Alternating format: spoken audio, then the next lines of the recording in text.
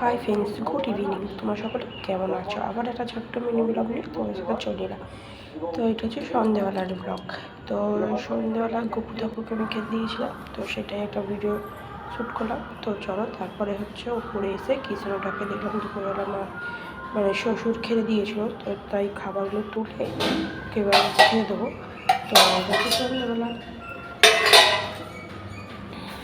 দেখতে থাকো ভিডিওটা, আর ভিডিওটাকে স্কিপ করবে না, স্কিপ না করে ভিডিওটা দেখতে থাকো। তোমাদের যদি ভালো লাগে অবশ্যই লাইক, কমেন্ট আর শেয়ার করো, আর চ্যানেলটা সাবস্ক্রাইব করো। তো সন্ধ্যাটা দেওয়া হয়ে যায়, প্রদীপটা জ্বাইলে ধূপটা দেখিয়ে নিচ্ছি। তো তোমাদেরকে একবার দেখিয়ে দিলাম। তারপরে হচ্ছে মায়ের বাড়ি গিয়েছিলাম ছেলেকে আনতে। তো মাকে কি বলছিলাম পাস্তা করতে, মা বলে তুই পাস্তাটা কর। তুমি ঠিকমতো পাস্তাটা করতে পারি না, যাই হোক তো করলাম। মা সব দিয়ে দিচ্ছিলো, কেন আমি তো আর সব টাকাটাকি করে ফেলি ওই জন্য। তো চলো পাস্তাটা ভেজে পাস্তা মশলাটা হয় ওইটাও দিয়ে দিলাম, দিয়ে পাস্তাটা কমপ্লিট হয়ে গেছে। দেখি তো দেখো কমপ্লিট পাস্তা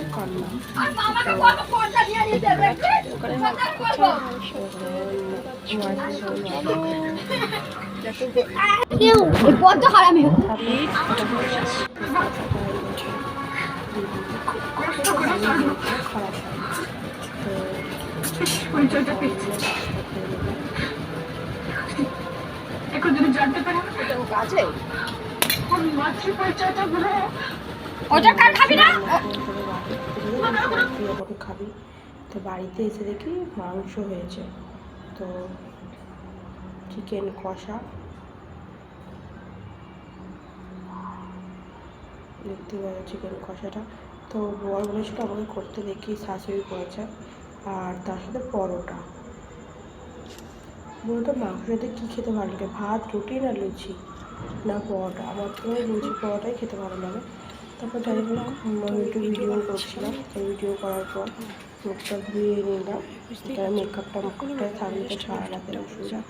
তারপর মেকআপটা ধুয়ে আমি যাচ্ছিলাম আমার বাইরে একটু, বাইরেটা বসে তো